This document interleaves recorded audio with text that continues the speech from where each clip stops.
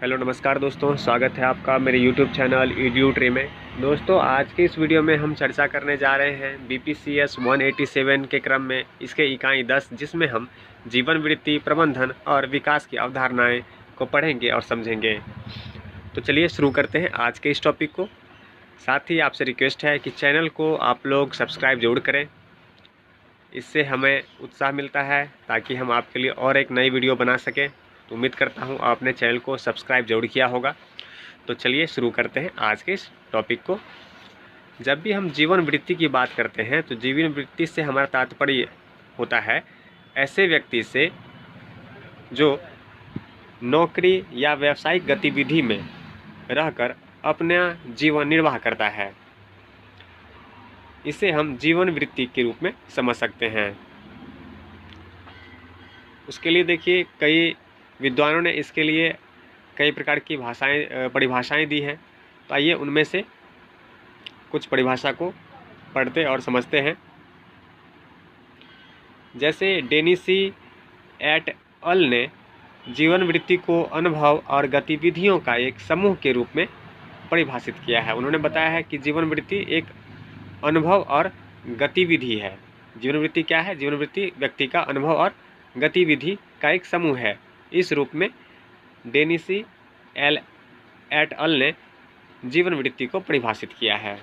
वह कहते हैं कि एक व्यक्ति अपने कार्यकाजी जीवन के दौरान अपनी नौकरी और जीवन वृत्ति में संलग्न रहता है। इसके लिए वो कुछ पहलू ही बताते हैं। जैसे जीवन वृत्ति में संलग्न रहने के क्रम में वह कुछ कार्य संपन्न करता है। साथ ही व्यक्ति द्वारा किए गए जो विविध कार्य में जो उसकी गतिविधियां होती है और नौकरी से संबंधित कुछ उसकी जिम्मेवारियां भी होती है। उसके नौकरी पेशा जिंदगी के बीच उतार चढ़ाव के कई समय गुजरते हैं। कर्मचारी के विभिन्न जीवन वृत्ति घटक का वो आकलन करता है। उसके जीवन में घटने वाली घटनाओं का वो आकलन करता है। कार्य करते समय व्यक्ति द्वारा अनुभव की गई संतुष्टि, जब भी व्यक्ति कोई नौकरी या व्यवसाय करता है तो उसके द्वारा जो कार्य किए जाते हैं उससे जो अनुभव प्राप्त करता है, उससे जो उसे संतुष्टि होती है, यह जीवन वृत्ति में संलग्न रहने के ये सब पहलू हैं। वहीं देखें,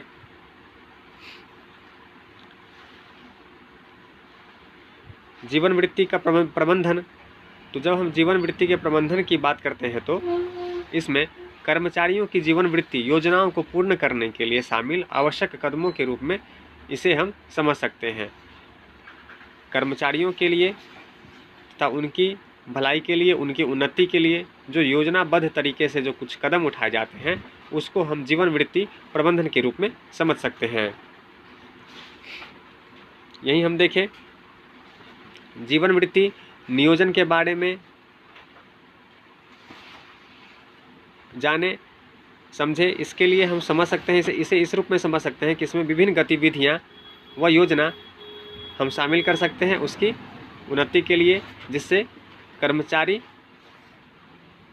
को परामर्श दिया जा सके तथा अन्य लोगों की मदद और मार्गदर्शन से उन कर्मचारियों की कौशल क्षमता का आकलन कर उनके यथार्थ जीवन वृत्ति और उनके जीवन वृत्ति की योजना बनाने में हम उनकी मदद कर सकें। जीवन वृत्ति प्रबंधन के प्रतिरूप अगर हम देखें तो हम कह सकते हैं कि समर्थित आत्मविकास, इसमें कर्मचारी को, व्यक्ति को स्वयं अपने अंदर आत्मविश्वास जागृत करना पड़ता है। कारपोरेट जीवन वृत्ति प्रबंधन की बात करें तो इसमें जीवन वृत्ति संबंधी पहलुओं, जिम्मेदारियों को संगठन द्वारा वहन किया जाता है। जब हम कारपोरेट जीवन वृत्ति की बात करते हैं, कारपोरेट जीवन वृत्ति प्रबंधन की, तो इसमें संगठन की जिम्मेदारी होती है कि वह कर्मचारी के जीवन वृत्ति से संबंधित पहलू को देखे और उसके लिए कार्य करें। वहीं हम देखें जीवन वृत्ति साझेदारी, तो इसमें संगठन और कर्मचारी दोनों की समान जिम्मेदारी होती है उन्नति की ओर अग्रसर होने के लिए। वहीं जब हम बात करते हैं जीवन वृत्ति प्रबंधन की प्रक्रिया की, तो इसमें कई चरण हैं। अगर हम पहले चरण की बात करें तो इसमें जीवन वृत्ति प्रबंधन के लिए रणनीति बनाने की आवश्यकता होती है। अगर हम इसे समझना चाहें तो इस रूप में हम इसे कह सकते हैं कि संगठन में नीतियों पर भी ध्यान केंद्रित करने की आवश्यकता होती है। साथ ही ये जो नीतियां हैं कर्मचारी के पदोन्नति से संबंधित हो सकती है। इसी तरह हम देखें तो संगठन में प्रतिभाशाली व्यक्तियों को अवसर प्रदान करने की विचारधारा इसमें अपनाई जाती है। इस प्रकार की प्रक्रिया को अपनाया जाता है। ज्ञान साझा करने और संगठन में विकास संबंधित प्रणाली और नियम को देखना भी इस चरण में महत्वपूर्ण कार्य होता है।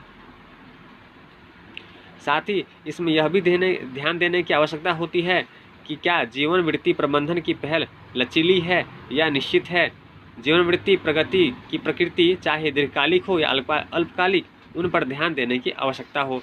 चाहे कर्मचारी लंबे समय के लिए संगठन से जुड़ा हो या तत्कालिक कुछ समय के लिए, पर हमें उसकी प्रगति की ओर हमें अपनी उसकी प्रगति को और आगे बढ़ाने के लिए हमें इस प्रकार की रणनीति बना करके कार्य करना पड़ता है।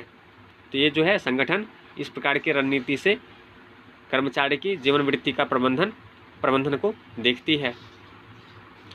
वहीं चरण दूसरे 2 की बात करें तो इसमें आकलन आता है। आकलन संगठन द्वारा किए गए मूल्यांकन के साथ साथ कर्मचारी द्वारा किए गए स्वयं मूल्यांकन को दर्शाता है। इस आकलन में हम देखें तो कर्मचारी द्वारा जो कार्य किए जाते हैं उसका संगठन भी आकलन करता है और कर्मचारी स्वयं भी इसका मूल्यांकन करके समझता है कि उसकी क्या कार्य क्षमता है और क्या कमजोरी है। वहीं तीसरे चरण की देखें तो योजना आता है। तीसरे चरण में योजना आता है। उपरोक्त चरणों के आधार पर कर्मचारी द्वारा वांछित जीवन वृत्ति के प्रकार, जीवन वृत्ति पथ नियोजन करने की आवश्यकता, जीवन वृत्ति के लक्ष्यों को भी पहचानने की जरूरत है। जब वो अपना आकलन कर लेगा और जीवन वृत्ति प्रबंधन के लिए कुछ रणनीति बना लेगा तो आगे की योजना के लिए वो कार्य करेगा, जो कि चरण 3 में आता है। अपने किए गए मूल्यांकन कार्य क्षमता के आधार पर वह आगे किस प्रकार की कार्य कर सकता है, इस प्रकार की जीवन वृत्ति को पहचानने के वह योग्य बनता है और उसके लिए कार्य करता है, योजना बनाता है। वहीं बात करें चरण 4 की तो वह चरण 4 में विकास से हम समझ सकते हैं। यहाँ चौथे चरण में विकास आता है। इसमें कौशल और क्षमता में वृद्धि शामिल है ताकि भविष्य में नौकरी से संबंधित गतिविधियों और अवसरों की तैयारी की जा सके। इसमें हम देखें तो कर्मचारी द्वारा उसके कौशल और कार्य क्षमता में वृद्धि की जाती है ताकि भविष्य में अगर उसे नौकरी संबंधी किसी भी कार्य या अवसर की जरूरत पड़ती है तो उसके लिए वह स्वयं को तैयार रख सके। वहीं जब हम बात करते हैं चरण 5 की, जिसमें आता है मूल्यांकन। जीवन वृत्ति प्रबंधन हस्तक्षेपों का अब मूल्यांकन किया जाना है। हालांकि इस बारे में मुद्दे हो सकते हैं कि किसके दृष्टिकोण, कर्मचारी या संगठन से इसका मूल्यांकन किया जाना चाहिए। जब इस प्रकार के चरण 1, चरण 2, चरण 3 और चरण 4 की प्रक्रिया से व्यक्ति गुजरता है तो मूल्यांकन किया जाना आवश्यक है। यह मूल्यांकन संगठन के द्वारा भी हो सकता है और कर्मचारी के द्वारा भी हो सकता है। वहीं हम जीवन वृत्ति विकास की बात करें तो जीवन वृत्ति के विकास एक सतत प्रक्रिया है। इस रूप में हम इसे समझ सकते हैं, जिससे एक कर्मचारी की प्रगति द्वारा दर्शाया जा सकता है। यानी कि इसमें अगर हम देखें तो यह एक सतत प्रक्रिया है जिसमें कर्मचारियों की प्रगति को देखा जाता है, जो कि विभिन्न चरणों में विषयों, गतिविधियों और मुद्दों के मामले में थोड़े अलग होते हैं।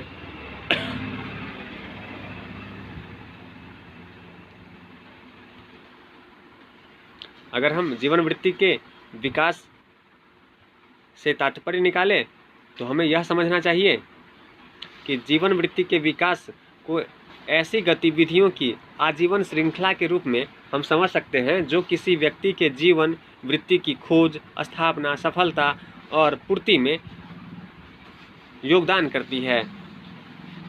यह इससे आप जीवन वृत्ति का परिभाषा समझ सकते हैं। वहीं अश्वत्थप्पा जो विचारक हैं उनके अनुसार जीवन वृत्ति के विकास को एक संगठन के दृष्टिकोण के रूप में हम कह सकते हैं, जिसकी प्रकृति औपचारिक है और यह संगठन में उभरने की आवश्यकता के आधार पर योग्य और अनुभवी कर्मचारी उपलब्धता पर आधारित होता है। जीवन वृत्ति विकास का दायरा जीवन वृत्ति नियोजन से लेकर के जीवन वृत्ति विकास तक केंद्रित हो सकता है, जिसे कर्मचारी और नियोक्ता द्वारा पारस्परिक रूप से प्रतिबंधित किया जा सकता है, जो संगठन केंद्रित जीवन वृत्ति प्रबंधन होता है। इस प्रकार हम देखें तो जीवन वृत्ति विकास गतिविधियां जो कि स्वयं द्वारा निर्देशित,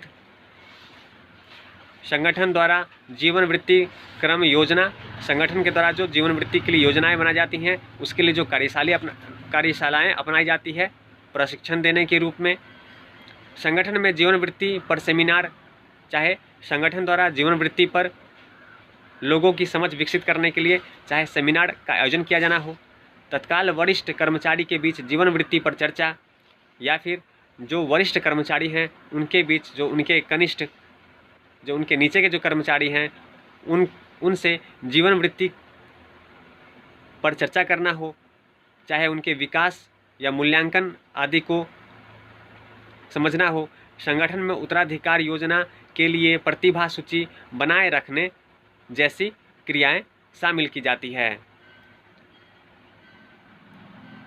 वहीं जब हम जीवन वृत्ति विकास पहल की बात करते हैं तो पहल के लिए कुछ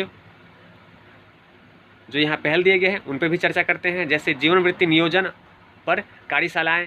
इसमें क्या होता है कि कर्मचारी द्वारा जो है संगठन द्वारा जो होता है कि कर्मचारियों के कौशल और प्रशिक्षण द्वारा उसके कौशल का विकास किया जाता है, ताकि संगठन अपने उद्देश्य और लक्ष्य तक पहुंचने में उनका सदुपयोग कर सके या उनका अधिक से अधिक लाभ उठा सके। तो इस प्रकार हम कह सकते हैं कि कर्मचारियों को उनके कौशल और क्षमता का आकलन करने और जीवन वृत्ति के उद्देश्य और लक्ष्यों की पहचान करने में मदद करने के लिए जीवन वृत्ति योजना पर कार्यशालाओं का आयोजन किया जा सकता है।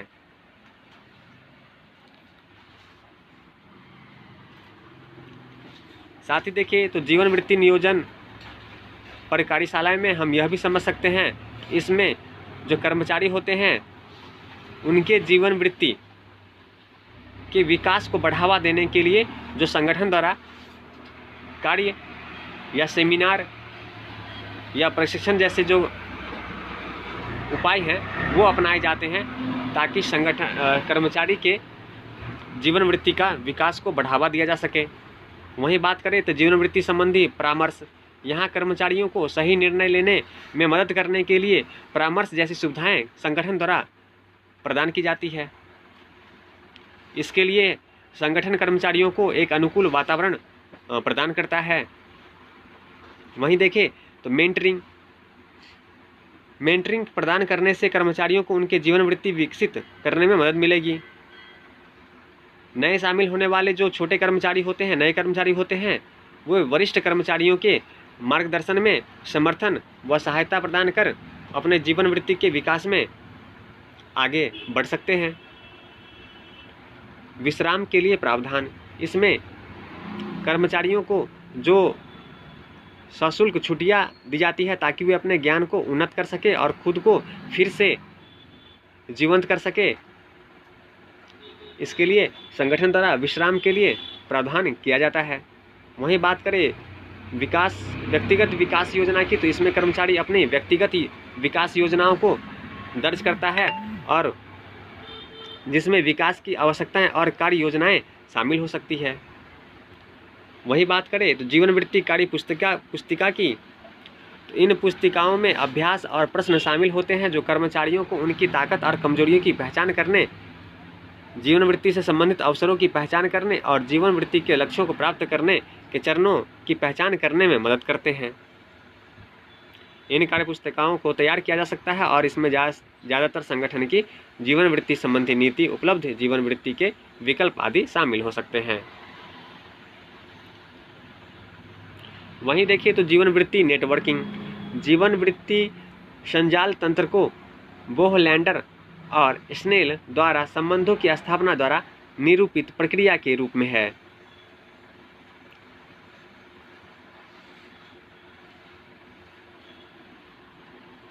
जो कि पारस्परिक रूप से लाभकारी हैं अन्य व्यवसाय व्यक्तियों के साथ जिनमें ग्राहक और ग्राहक शामिल हो सकते हैं।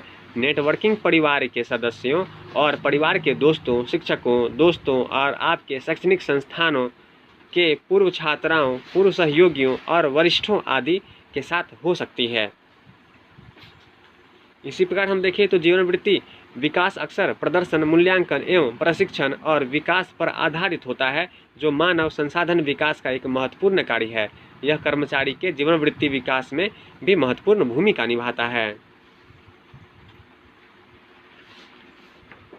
साथ ही जीवन वृत्ति प्रबंधन और विकास कर्मचारियों और संगठन दोनों के लिए महत्वपूर्ण है। एक ओर कर्मचारी मूल्यवान महसूस करेगा, अपनी क्षमता को प्राप्त करने में सक्षम होगा, इस प्रकार अपनी नौकरी से संतुष्ट और प्रेरित भी होगा। एक संतुष्ट और प्रेरित कर्मचारी संगठन में प्रभावी ढंग से अपना योगदान करेगा और बेहतर सकारात्मक परिणाम उस संगठन को प्राप्त होगा, जिससे उसकी उत्पादकता और लाभप्रदता में वृद्धि होगी। इस प्रकार से हमने आज के इस वीडियो में BPCS 187 के इकाई 10 में जीवन वृत्ति प्रबंधन के साथ ही हमने इसके विकास और प्रबंधन की अवधारणाओं को समझने का प्रयास किया है। तो ऐसे महत्वपूर्ण टॉपिक के साथ मिलते हैं अगले वीडियो में। तब तक चैनल को सब्सक्राइब कीजिए, लाइक कीजिए